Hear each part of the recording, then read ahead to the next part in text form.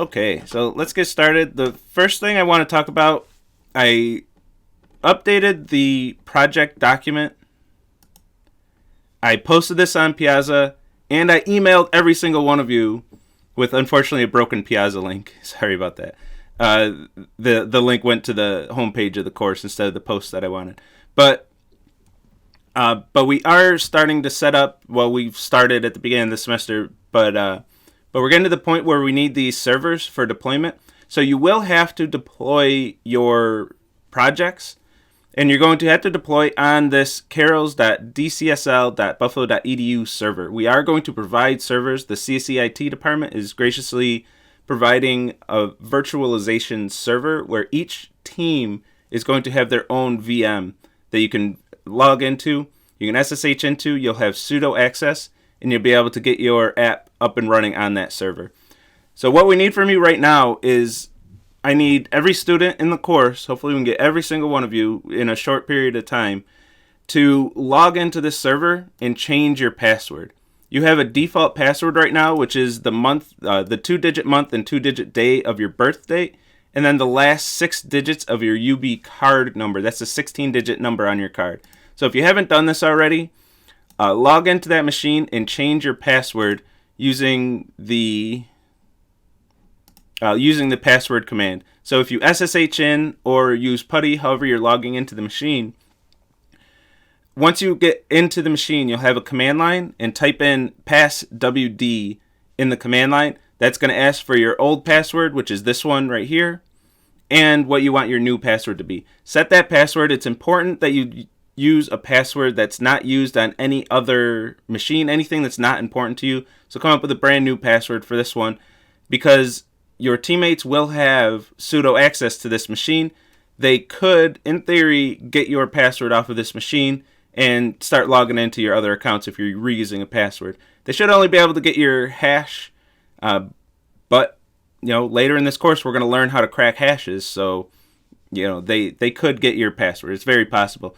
You should treat these machines as compromised. Don't put any sensitive material on these machines. Don't put any homework solutions for other courses. For example, somebody else might find those, submit them, and now you have an AI conversation with the professor. Don't risk anything. Consider these compromised because a lot of students are going to have sudo access on these machines. So just be cautious, be forewarned. Don't reuse a password. Don't put any sensitive information. This should just be for your project or any projects that you already have public in a GitHub repo. Who cares about that? If they're already public, go for it. Be careful with your encryption, not encryption keys, but your API keys. If you're hosting API keys for your apps, just be aware of that. Once everyone gets their passwords changed, or I'm sure, hopefully there will be a little leniency on here, because I'm sure there will be a handful of students who just never do. Maybe we just remove their access. I don't know. But the CSE IT department wants to see everyone's passwords changed. They can't see your password, but they will be able to tell that the password was updated. So once all y'all have your passwords updated, they're going to set up your virtual machines and give you a specific machine that you're going to log into, which I haven't asked what the naming convention will be, but probably something.carols.dcsl.buffalo.edu. When you host on your VM, that will be available on the internet. It won't necessarily be public. You'll have to be logged into the UB network, so you have to VPN in to be able to see your page. This is something, I've talked to CCIT about this, but this is something that they need for security reasons. They can't have it public to the internet, because once one of y'all writes a vulnerability, that can be a gateway into the entire UB network. So we don't want hackers from around the world being able to access UB's network. It's just a safety precaution. But they are comfortable if the hacker has access to UB's network already, then it's whatever. So that's what we're looking at for the deployment. So make sure you're logging in, changing your password, and getting your teammates to log in and change their password too. At the next team meeting, I would really appreciate it. The very first thing you said at the team meeting, or earlier than that, preferably, is, hey, everybody change their password, right? Making sure everybody has that updated, so we can get these VMs rolled out. Because some teams are you're probably starting to think about deployment, about at least testing out your deployment strategy, making sure you have Docker and Docker Compose set up properly, and playing around with that. Do you need reports done by the checkpoint? I mean, technically you don't need anything done by the checkpoint, I guess. You should be showing progress to get, or else if you don't show any progress, I'm not going to give you credit for the checkpoint, for the points that you get for using a checkpoint. But if you don't have reports, my feedback for the checkpoint is going to be, you don't have reports, you need reports. You should have reports, however, because the reports are pretty tricky and they're pretty involved to be able to satisfy what I say about the reports. Wait, I'm on the wrong window again. Where do I talk about reports? Only on the syllabus, I guess. To satisfy all these criteria, like there's quite a bit here. And if it's not 100% clear to you what I'm asking for, which from last year, it seemed like students either just didn't read this. I think most of the cases they just didn't read this at all. But follow this closely. And if it's not 100% clear, you should submit your reports with your first checkpoint so you can get my feedback. So I can say something like, these reports are great. You're doing great with reports. Then you know that you're on the right track. Or, you're completely missing the point of these reports. Here's what I really need to see. If you're relying on your second checkpoint, or goodness forbid, your last final submission for these reports, like if you don't have reports until your final submission and your reports are crappy, you could be looking at a 0 on the project, which I shouldn't have to explain that you don't want that. You don't want a 0 on the project. That's bad. You have to have these. Without the open source reports, this is a freshman project. I could have 116 students do this project if they can use whatever libraries they want, and they don't have to understand how those libraries work or anything that they do. A 116 team could do this project. With the reports, that's what makes it a 312 project. So if you don't have the reports, I'm just going to throw a 0 at you. Like you didn't do the 312 part of this project. And I just can't do. There's no educational value in doing this project. There's little educational value in doing this project without the reports. It could easily be a hackathon project. I've seen students even in this class right now who have done the equivalent of this project as a hackathon project. There's nothing to this project. I shouldn't say nothing. I don't want to belittle it like that because it's still a lot of work to get it up and running. But it's just not much to build these features without understanding the libraries that you use, because there are libraries that'll just do all this for you for the most part. If you have a Node app and you're using passports to manage your user accounts, you have an HTTP template engine or HTML template engine that's gonna let you do these things with authentication, even that'll talk to Passport. You have Socket.io for your DMs. Socket.io will keep a reference to each open connection. Sharing, like this is nothing. The libraries, any web framework is going to handle file uploads for you. And in the WebSockets, again, Socket.io can do this pretty well. And the only thing left, I guess, would be the Docker Compose stuff and getting the database set up. That would be the only true 116 thing that you'd have to do. So yeah, the reports, get your feedback on the reports, because I will take those possibly the most seriously out of any other aspect of the project, is those reports. I want to know that you understand what you just built. That's what I really want to see out of you. So I highly recommend having the reports for both checkpoints. And take those seriously the whole way through. Like if you're writing a report right before that last submission that was never reviewed for a checkpoint, ideally, here's what I would do for the checkpoints, by the way, which the first one has to be by the end of this week. I have one checkpoint. I've seen that if you're in chat. I do see your checkpoint. I had full intentions of reviewing that much earlier. But it will be first come, first serve on how these are reviewed. So yours will be the first one. I only have one submission so far. Yours will be the first one reviewed. I'll do yours before anyone else's. And if you're waiting till like midnight on the checkpoint day, you might be waiting a little longer. Might be waiting a bit longer. All right. I did not want to talk that much about this stuff, but it's fine. We don't talk about the project enough, so I'm fine taking some time to talk about it.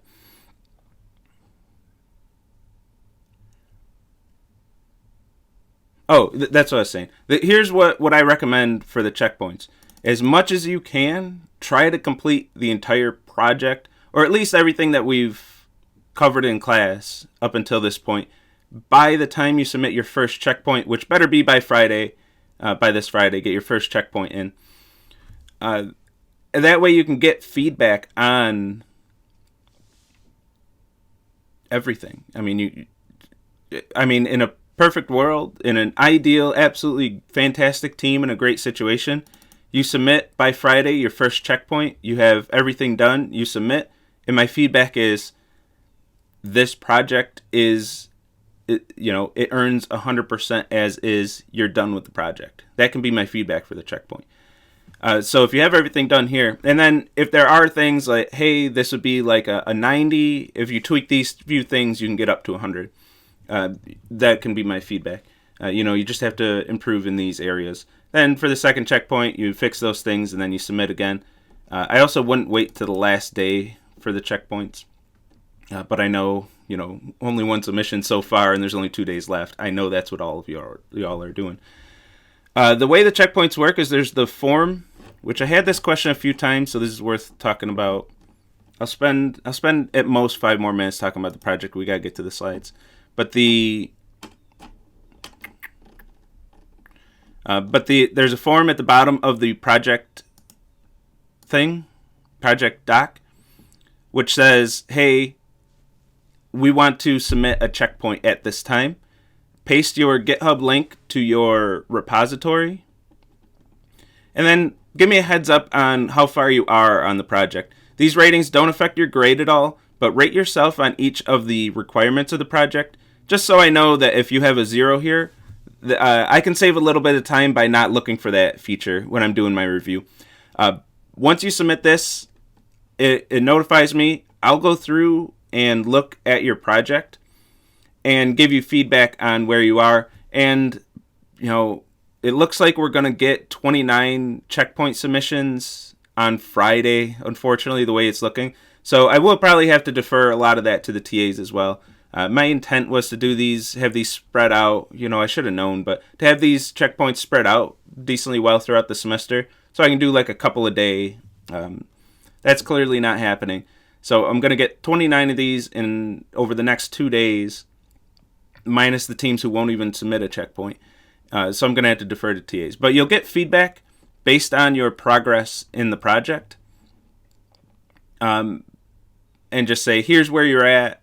If you're close enough to finishing, we'll give feedback on what your grade would be if you stopped right at that point. If you have anything messed up, like if you mark something a 3, but we look at it and it's actually a 1, we're going to let you know about that, and just give you general feedback. The big feedback, in my opinion, the most important feedback is your reports, as I was just talking about. Feedback on your reports. Hey, this report is really weak. We really need to see where in the library this is happening. I want to see links to... a lot of teams didn't take this part seriously. The how... this part right here. Links to the relevant code or documentation where that library handles what it handles. I like to see a link to the specific file in their GitHub repo that handles what you're using it to handle. So if you're having WebSocket connections, we know there's that GUID. that every WebSocket library has to use, I want to see a link to that file that contains that GUID in their code. And if that's in some separate constants file, I also want to see the file where that's being used. I want to see the code. I want to see that you looked through the library and found that code of exactly where and how this library does what it does. So these links, make sure you include those links. If you're missing the link, it's an easy, that's a bad report for me. That's going to be your feedback. Where's your link? You didn't even, because at that point, you're amongst your whole team, among all your team members, it shows me that you haven't even read this, which is easy for me. Like, I don't even feel guilty when I just say this is a 0. Like, what the hell are you doing?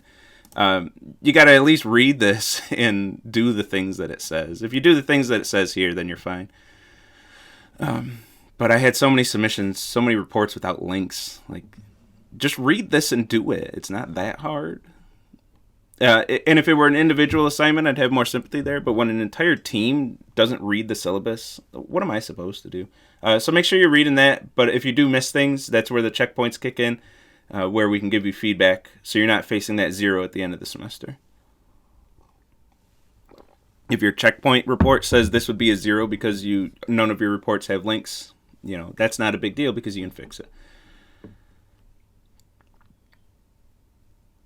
I didn't read the rest of that. I don't intend to do meetings. Maybe if it's necessary, I don't know, maybe case by case, but I won't find the time to do 30 meetings. So if a meeting is necessary, if I feel like I have to talk to a group, I probably will just say, come see me in office hours. But I'll give my feedback in an email. I send the team an email and say, hey, I reviewed your project. Here's what's up. Here's what's up. Okay. And that was exactly 5 minutes from when I said that. So let's get on to WebSockets. My goodness, 20 minutes goes by fast. All right. Let's get into some WebSockets. So last time we saw how to establish a WebSocket connection. We saw a WebSocket handshake where we had that key that the client is sending, and then we have to use that key to generate our header that we return, and then have this very specific exact value, or else the browser is going to reject the connection. If we don't compute that exactly the way we're supposed to, the browser is just going to say, oh, you don't know what WebSockets are. I'm not establishing a WebSocket connection. I'm going to close this TCP connection because I'm not wasting resources on a server that doesn't know what WebSockets are. That is important to the protocol, because if you don't compute that exactly right, the browser might just assume that that's random, or that it might even be an attack site. They're just not going to respect that WebSocket connection. So once we have a connection, how do we actually send messages over the socket? That's what we want to talk about today. We want to parse and send messages over the socket, because wasn't that the whole point of WebSockets? So let's do that. And we'll talk about this picture extensively. We're going to pick this apart and talk about every little piece of this WebSocket frame.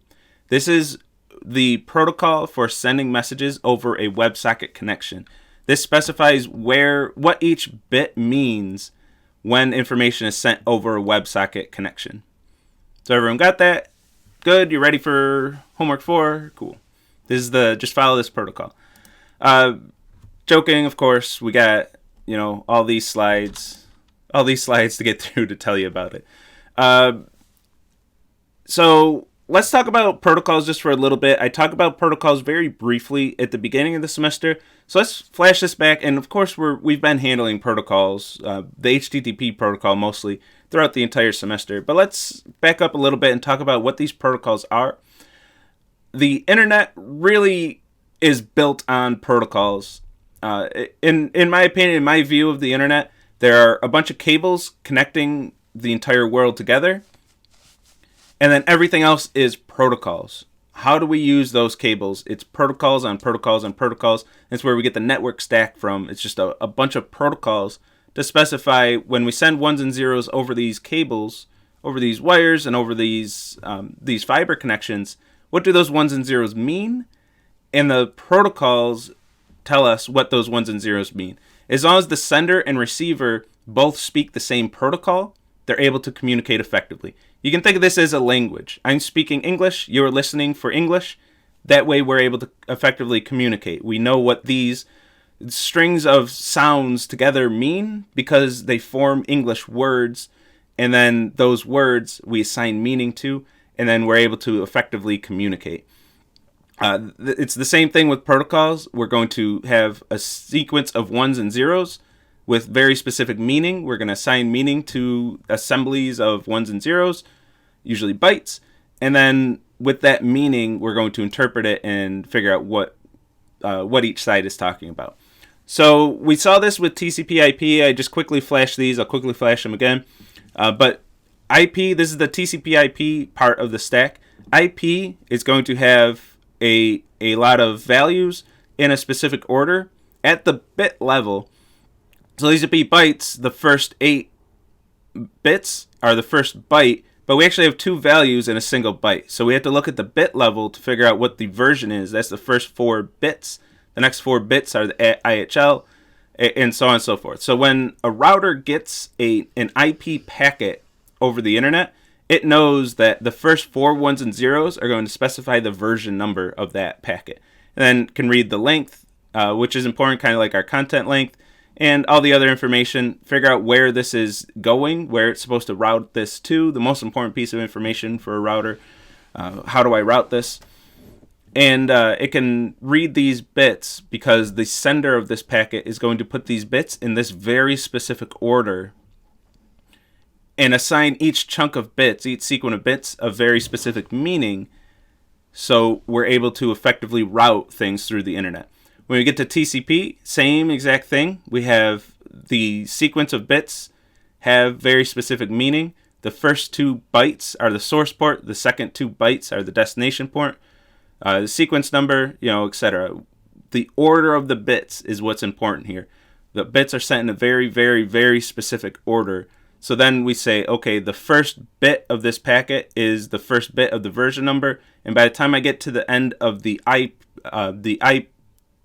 header, that's going to be the start, if assuming this is a TCP packet, which the sender and receiver will know by that point because they went through a TCP handshake.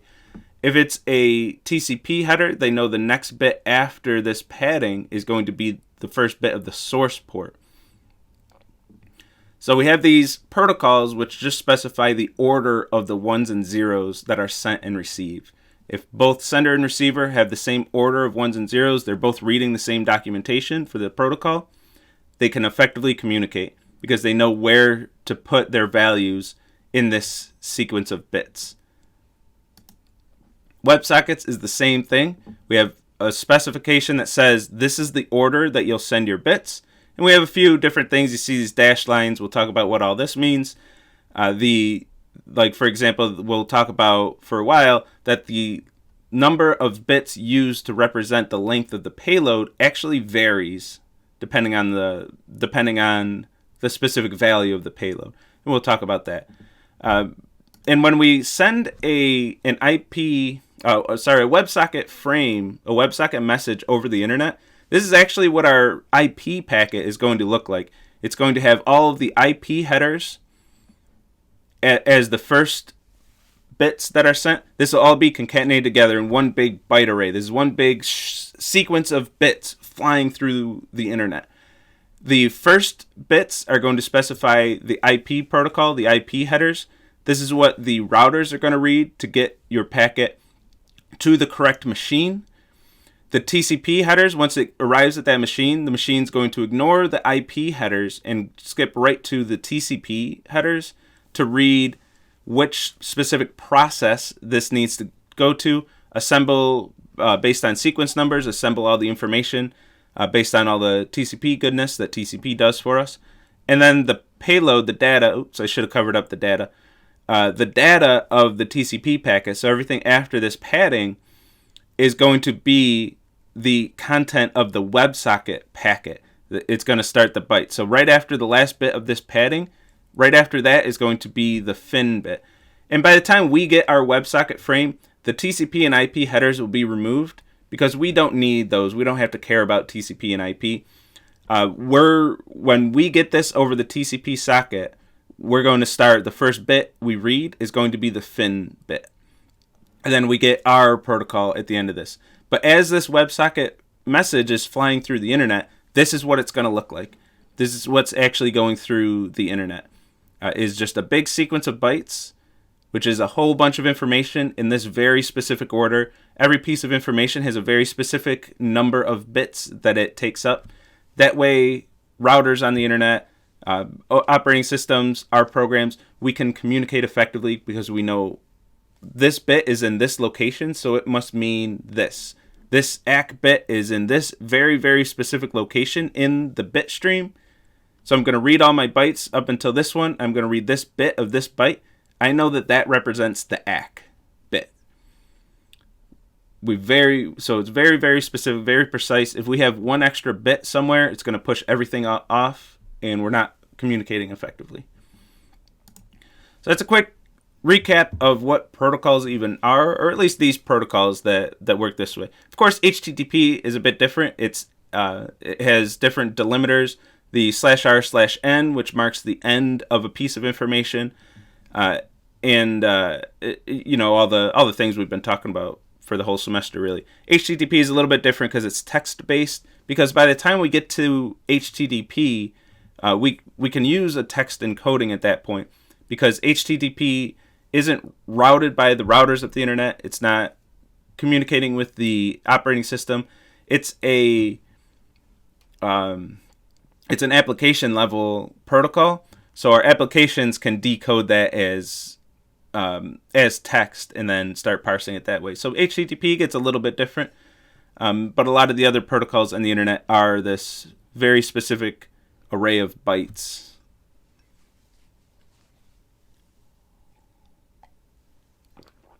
So the payload length is, so IP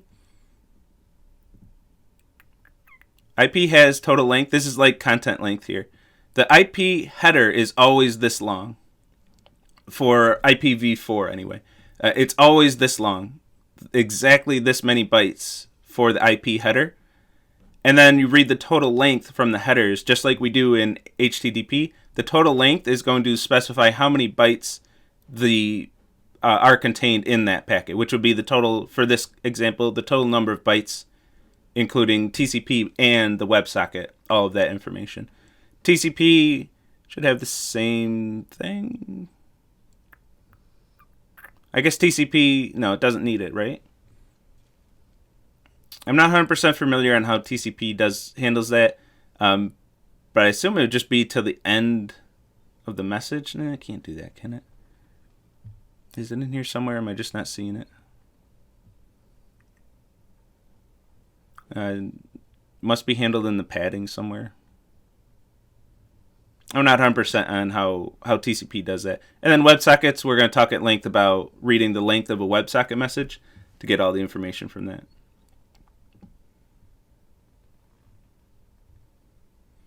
There is a max length, yes. The max length of an IP packet is really important, actually. It's going to be fairly small for IP. The absolute max length. I mean, it's not like total length here could be pretty large. Is that 2 bytes, 16, 2 to the 16? Maybe. No, that'd be... Yeah, maybe it is 2 to the 16. That makes sense, right? Just a couple K.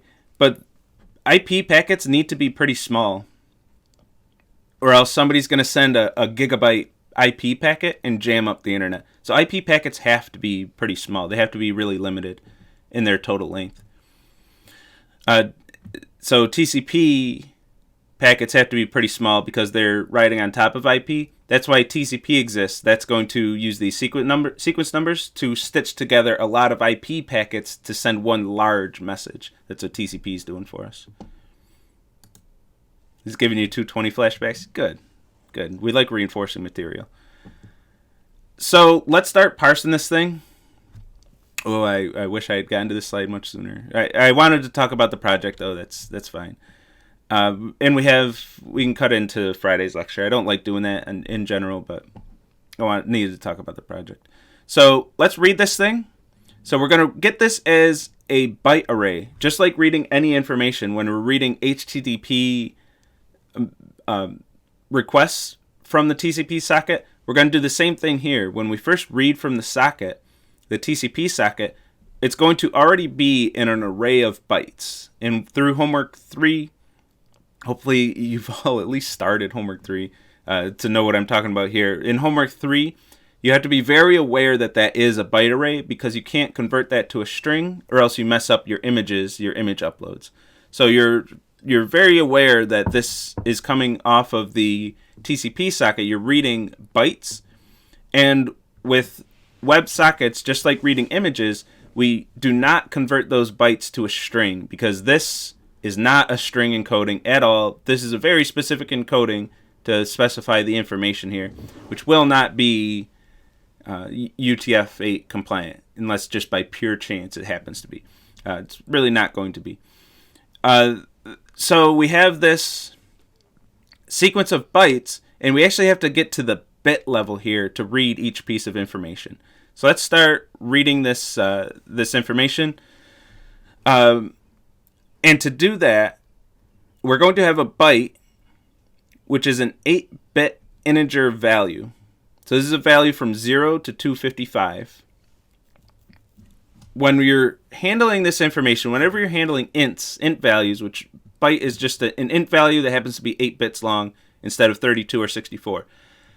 When you're handling these bytes, we usually just look at the number, the just flat out number of the byte from 0 to 255. But when we're concerned with the bits, we have to be very aware that that byte, that number is represented as 8 bits.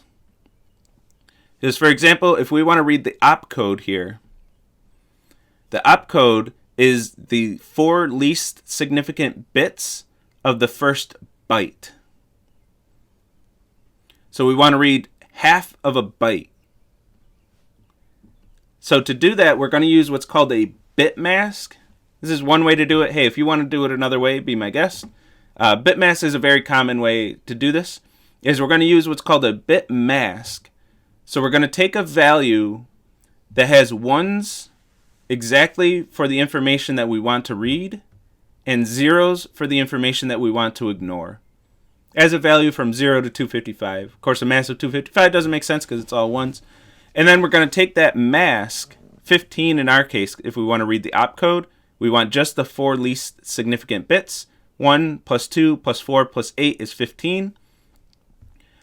So, and we're going to bitwise AND, which is a single ampersand in most languages. If you ever wondered why it's ampersand for a logical AND, it's because a single ampersand is reserved for bitwise AND. This is going to AND all of the bytes, all of the bits together in a bitwise way. So it's going to be 1 and bit 7 in the protocol if we take the first byte that we receive from the WebSocket or from the TCP socket. 1 and bit 6, 1 and bit 5, 1 and bit 4, 0 and bit 3, 0 and bit 2, 0 and bit 1, 0 and bit 0. What this is going to do is take 0 and all these bits. Well, it doesn't matter what these bits are. 0 and is always going to be 0. 1 and these bits. So 1 and is always going to be whatever these bits are. So if 4 is a 0, 1 and 0 is going to be 0. If 4 is a 1, 1 and 1 is going to be 1. So what this does effectively is zeroes out all of these most significant bits and preserves the least significant bits. Now whatever we have remaining is the opcode. We have a 0 through 15 value representing this opcode. Bit masks. This is something that you're going to use a lot as you're parsing these WebSocket frames. So let's go through these pieces of information, talk about what each one is. First, we have the fin bit. This is short for finish. This is a 1 if this is the last frame for a message, and a 0 if there are more frames coming. So for example, if you have a WebSocket connection that's streaming data, fin is going to be 0 because there's constantly more and more data coming that's part of that stream. For our homework, we're always going to assume that this is 1. We're building a chat app, not a streaming app. So we're always going to say 1. This is the last frame for this message. And for that, you would have a bitmask of 100000000 or 128 would be your bitmask for that. 1 and then all zeros. Reserved bits are used to specify any extensions that are being used. We're not going to use extensions for the homework. These are always going to be 000 for the reserved bits. But if we had extensions, if you want to use different things with your WebSockets and you want to communicate with the client that you're using those extensions, extension bits are there, or the reserved bits are there for you. The opcode is the type of the message being sent. For example, 1 for text, 2 for binary, 8 for close the connection. For our homework, we're going to always assume that these are this is 0001. We're always receiving text messages. Sometimes you will actually get the connection closed message from the browser. Like if you're idle for too long, you might get the, hey, we're closing this connection from the browser. So you might see another one, but not in testing. Like when a TA is going through the testing procedure, we're not going to see the closed connection. We're not going to time out or anything like that, unless the handshake goes wrong. The handshake goes wrong, you'll get the closed message. Because the client says, hey, this is no good. You didn't satisfy the handshake. For our homework, we're going to assume that this is always 1 text. We're building a chat app. We're always going to assume the messages are text messages. So the first byte that you receive should always be 100000001.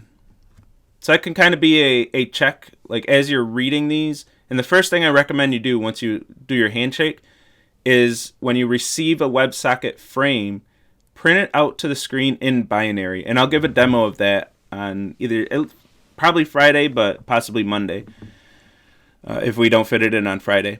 And the first byte is always going to be 1 zeros and then 1, or 129 for the first byte. I like to visualize these. I'll show you a demo of it. Is visualizing the frame, taking that byte array, and then printing it out in this format so I can see the 1s and 0s of all the bits. Very helpful for debugging. Next is our mask bit. Masking is a very important topic for web frames. This mask bit is going to be 1 if a mask is being used, and 0 if a mask is not being used. Whenever you receive a message from the client, safe to assume that this is going to be 1. Client is always going to use a mask when it sends information to you. And when we get to the mask key, I'll talk more in depth about what the mask is and what that's doing. Mask is 1 when we're receiving messages from a browser. A browser is always going to use a mask. And next is the payload length. This is the other big topic. So mask and payload length are the two big things that we need to talk about and that you need to implement. That first byte of information, we're always going to assume that's the same stuff. And when you're sending, that should always be the same. Fin 1, reserve all 0, opcode of 1. When it comes to mask and payload length. So let's talk about payload length. Oh my goodness, the juiciest part, and I only have 9 minutes left. The payload length, it's okay if it spills into Friday though. The payload length is very similar to the content length. This tells you how many bytes you have to read in the payload of this message. And the payload is, of course, what's actually being sent, chat messages in our case. So the payload length is the number of bytes in the payload data. So we need to read this to figure out how many bytes to read from the payload. And the payload length itself can either be represented in 7 bits, in these 7 bits, or if the payload length can't fit in 7 bits, if it's longer than 125, the payload length can be represented in 16 bits. 16 bits. Or if the payload length can't fit in 16 bits, the payload length will take 64 bits. It'll take all of these bits. So there's 3 different options for the number of bits for the payload length. And we need to know how to parse this. So let's look at these 3 different situations. If the payload length is less than 126 bytes, so at most 125 bytes for the payload data that we're sending, then the payload length is represented in these 7 bits. And then the very next bit is going to be the first bit of the masking key. We're going to skip all these extended payload lengths. Those bits are not used for payload length. The very next bit right here is going to be the first bit of the masking key. Assuming there is a masking key, which there will be when you're parsing these. If you're sending a message, you skip the masking key and go right to the payload length. But we haven't talked about masking in that much depth yet. If the payload length is greater than or equal to 126 or less than 2 to the 8, 2 to the 16, then the 7 bits for the payload length. So you always start your parsing by reading this payload length, these 7 bits. If these 7 bits are exactly 126 or all ones with a 0, what that tells us is this information, these 7 bits, does not represent the length of the payload. It means that the payload is longer than 125 bytes, and we're using an extended payload length. And the next 16 bits, or 2 bytes, is going to be the actual payload length. So there's a lot of bitwise stuff going on. You have to read 1 byte, and those are the 8 most significant bits. Read the next byte, those are the 8 least significant bits. Concatenate them, combine them in some way to be able to get the 16-bit value, and then read that as an int, and that's your payload length.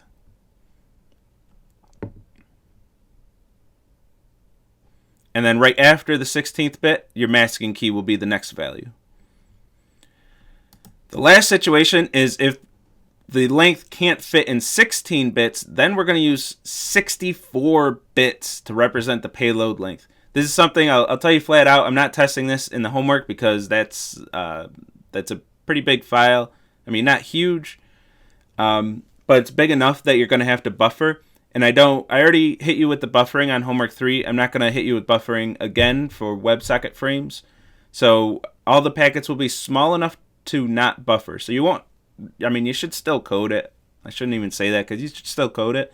But I won't test with, the TAs won't test with payload lengths this large because then you'd have to bring back buffering, but buffering with WebSockets. Buffering WebSockets with multiple connections to multiple clients. Fun stuff, but I think the homework has enough in it already. But if the payload length, this 7-bit payload length, is exactly 127 or all ones, that's our indication that this does not represent the length of the payload, but the next 64 bits does. So that's when we would use all 64 bits to represent the length of the payload. Then the next bit would be the first bit of the masking key. Then we have a very large payload here. This is really pretty well future-proofed at a max of 16 exabytes.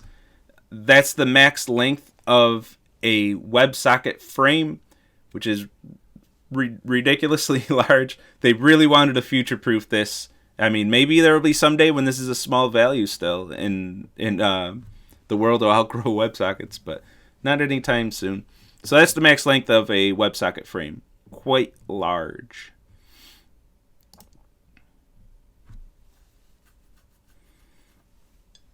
Getting a lot of buffering today? Oh no. I hope that's not common. Everything looks good on my end, for what it's worth. I'm streaming at 60 frames per second, 6,000 kilobytes per second. So just to recap, if the length, if these 7 bytes are exactly 126, you have to read the next 2 bytes for the length. If that value is exactly 127, read the next 64 bits, the next 8 bytes for the length. If these 7 bytes are not 126 or 127, then that value itself is the length of the payload. And don't forget to get rid of this mask bit. Make sure you mask out. Oh, we do reuse that word. Mask out the mask bit, or else you're always going to have a value over 127, 128 or greater. And let's go through masking. We can get through this in 3 minutes, possibly. The mask bit is going to be 1 if a mask is being used, which the client is always going to send a mask bit. If the mask bit is 0, then right after all the payload length stuff is going to be the payload data. But if the mask bit is 1, we're going to have 4 bytes for a masking key. And that masking key is going to be a randomly generated value that's going to be XORed with each 4 bytes of the payload data. So whatever the payload data is, let's say the payload data is 8 bytes long. We're going to read the 4 bytes of the masking bit. We're going to XOR the masking bit with the first 4 bytes of the payload to unmask it and read the actual information in the payload, and then take the same masking key and XOR it with the next 4 bytes of the payload to read the rest of the data. So for every 4 bytes of the payload data, we need to XOR it with the masking key to get the actual information out of that payload. It's a very important concept. If you just read the payload straight up without demasking, it's just going to be random garbage. The masking key is randomly generated, so this is just random bits. Once you demask it by XORing with the mask, then you actually get the information that you're trying to read. So there's really no shortcut in parsing this. Like for the first few homeworks, a lot of you got away with a lot of shortcuts in parsing HTTP. Sorry, there's no shortcuts in WebSockets. You have to read the payload length to figure out how many bytes the payload length is represented in. You have to read the masking key to demask the payload data. You have to do all this parsing. No shortcuts here. Quick example of this: if the client wants to send these 4 bytes, this is part of the message that they want to send, part of the payload. They want to send these 4 bytes. They're going to generate some random mask, just a random 4 bytes, and then these 4 bytes of the message in the payload are going to be XORed with the mask. So the payload for these 4 bytes is going to be 1 XOR 1 0 0 XOR 1 1 0 XOR 0 0 and so on. A bitwise XOR operation. This is what's sent in the payload of the frame. When we receive this part of the payload, we're going to read that same mask. We're going to have the same exact bits, and we're going to XOR it or demask this part of the payload. So we're going to take 1 XOR 0 gets 1, 1 XOR 1 gets 0, 0 XOR 0 is 0, 0 XOR 0 is 0, and we do that for the whole thing, and we eventually arrive back at the original message. This is exactly the same as this, because it's this XORed with the random mask twice.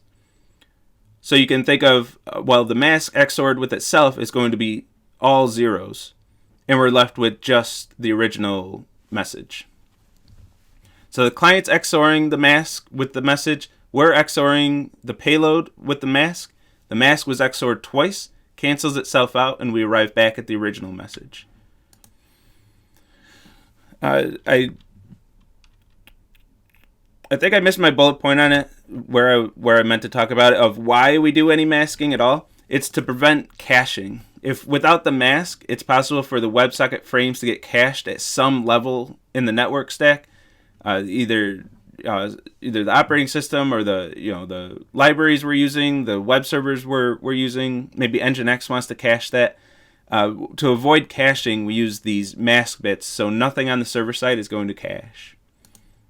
Because once a WebSocket is cached, say you want to send the same message twice in chat, you don't want that being cached and the server saying, oh, you already sent this message, here's the response that you got last time, and not allow the server to process that message that you sent. So we do all that just to avoid caching. When we send frames, you're following the exact same protocol. So I don't have much to say about it. It's of course different in your code. You have to do everything kind of in the reverse order. If your payload length is greater than 125, you need to have a 16-bit representation for your payload length, for example. When you are sending messages, though, you do not use a mask. When you send frames to the client, your mask bit will always be 0. And this mask key, none of this will exist. So right after your payload length, you're immediately going into the payload data and you're not XORing anything. So that's the big difference when you're sending frames versus receiving. The client is going to send frames that are masked. You're going to send frames that are not masked. So a 0 for the mask bit, and these 4 bytes do not exist in your frames. You skip right over them and go to payload data.